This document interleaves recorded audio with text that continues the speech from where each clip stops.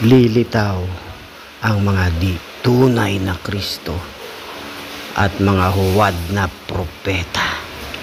Mateo 24:24, sapagkat lilitaw ang mga di tunay na Kristo at mga huwad na propeta, magpapakita sila ng mga kagilagilas na himala at kababalaghan upang madinlang kung mga maaari pati ang mga pinili ng Diyos.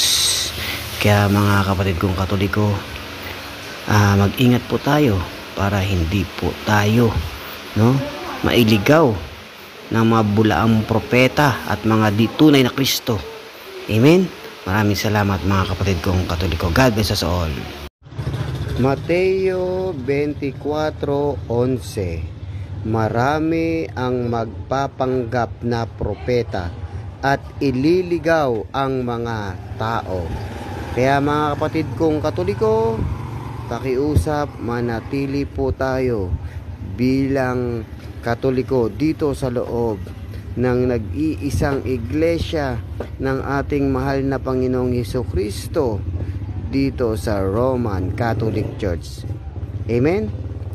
Kaya mga kapatid, huwag po natin paniwalaan ang mga magpapanggap na propeta para tayo ay iligaw.